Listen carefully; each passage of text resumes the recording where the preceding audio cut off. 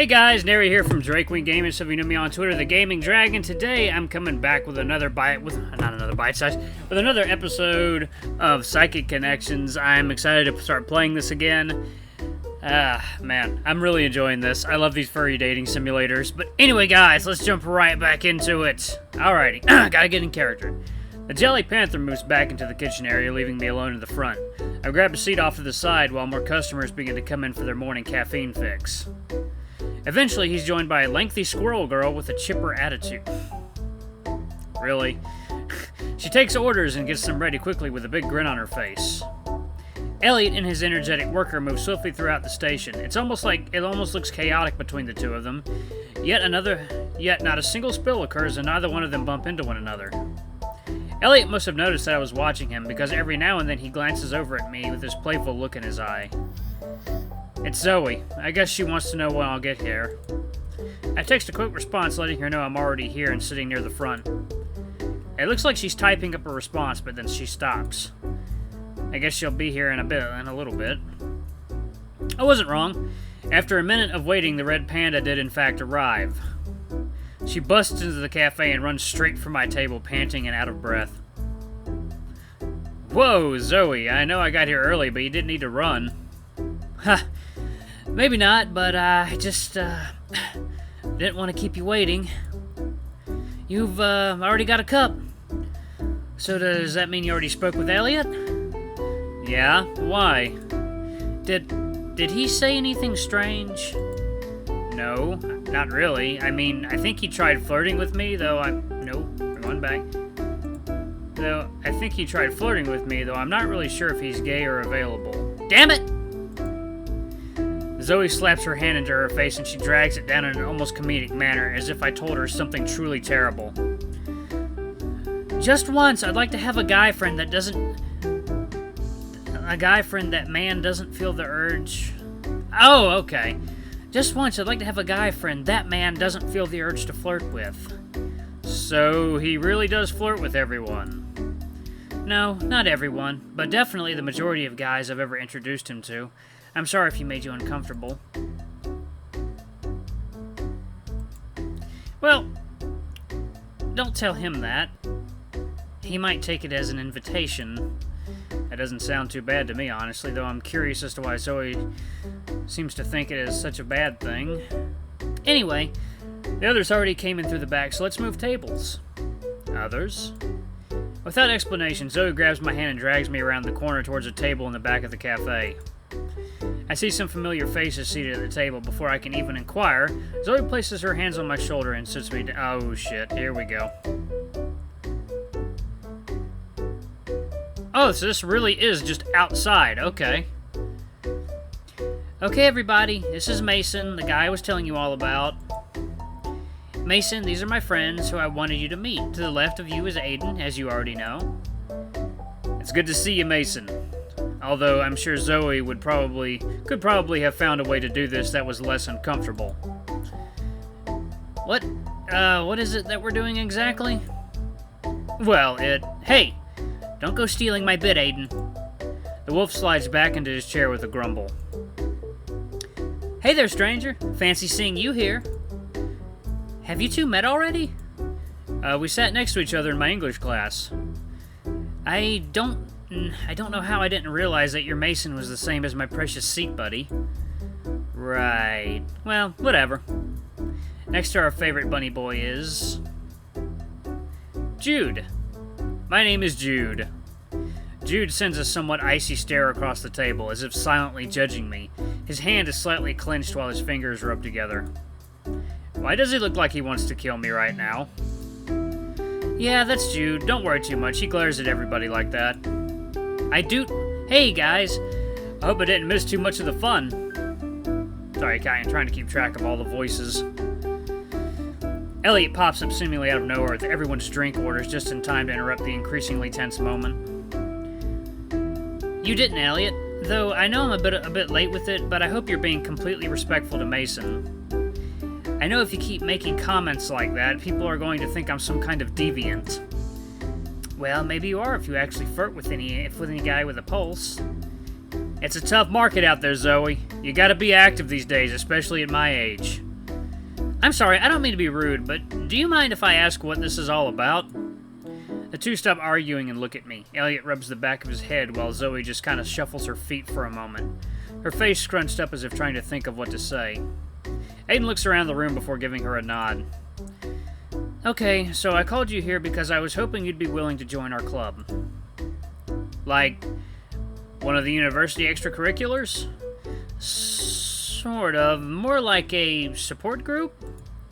She stares at me as if waiting to see if I'm acknowledging what she's saying so far. Oh god, the music is stopping. Support group for what? Like college stress?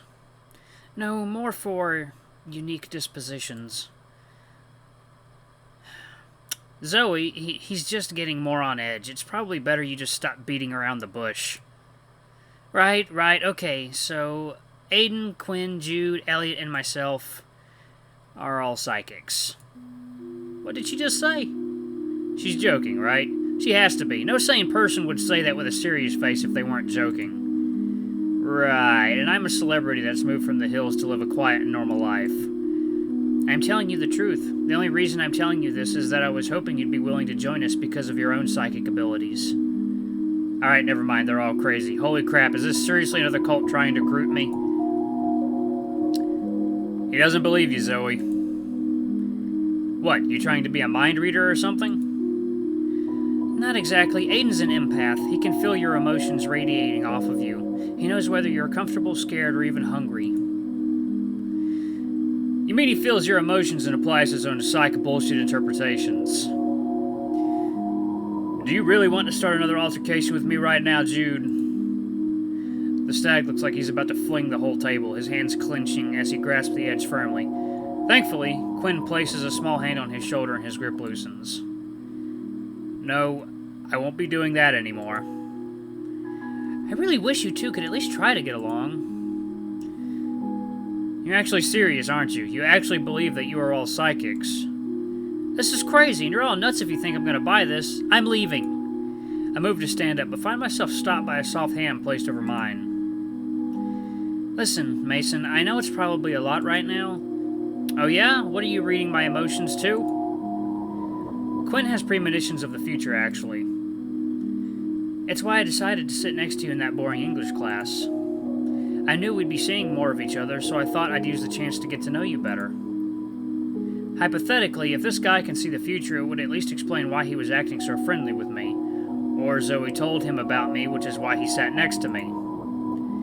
That would be a more likely explanation. The problem is I'm still not sure what their angle here is. Maybe I should keep playing along for now. It's a bit unnerving to think that most of the people I've met over the past couple of days are literally insane, but at this point my curiosity is at least piqued.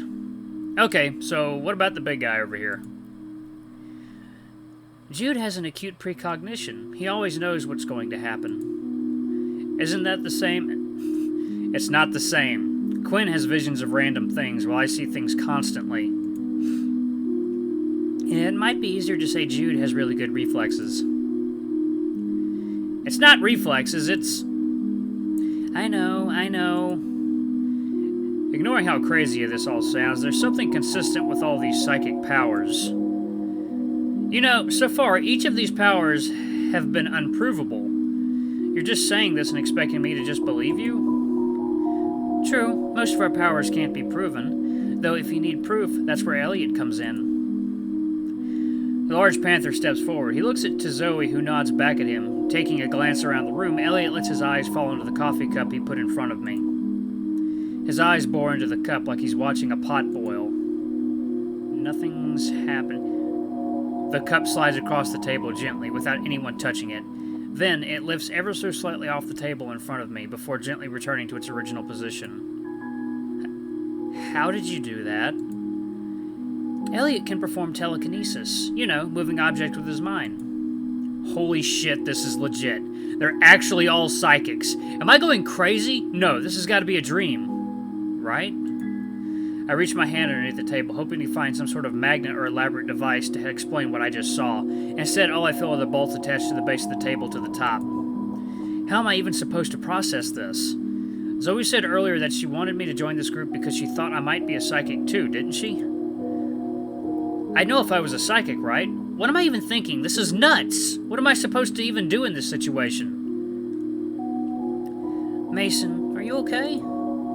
Yes, no, I don't know. Where's the bathroom? Just past that door on the right there. Thank you. Rushing past the party of eccentric espers, I flee to the restroom. I close myself into the stall. This is way too big of a revelation right now. Like, how the hell could this possibly be real? They must have slipped something in my coffee, or maybe this is some kind of elaborate scam. Or this is really a lucid dream, maybe. If I just close my eyes really tightly and focus really hard, I'll actually wake up in my bed. Just gotta wake up. If I picture hard enough, I can still feel the crappy foam mattress pressing awkwardly on my back. The vents are still making that light whirring sound that made sleeping more difficult than necessary. I'm going to open my eyes and I'll be in my room. Psychics aren't real, and they are not currently trying to recruit me into some sort of voodoo cult. Shit. Okay, calm down. What do I even do in this situation? There are 5 psychics sitting in the cafe waiting for me to come out of the bathroom. You okay in there, Mason? Yeah, I just need a minute. Of course he isn't okay, Zoe. You saw how he looked. Besides, I can feel his nerves from out here. Never mind, I guess they're standing outside the bathroom. I need to get out of here. I don't want to go through them, though. Is there a window I can climb through? Unsurprisingly, this is a windowless bathroom, and unless I was trying to crawl through the vents, there was no way out of here except through the door. Even if there was another way out, Zoe's my RA and I share a class with Quinn, so it's not like I can just avoid them after this. What did I tell you? This was too much of a rush. It sounds like the others are conversing just outside of the bathroom door. I'm not sure if they're actually trying to be quiet, but if they are, they're doing a terrible job at it. I have to agree. Shouldn't you have given him some more time to adjust to Elmwood? I didn't know if he was aware of his abilities yet or not. I had a good feeling about him. I just didn't expect him to freak out like this. Are you even sure that he's one of us? Have I ever been wrong before? Besides, Quinn already saw the end result. Even if we're in a rough patch now, it's going to work out.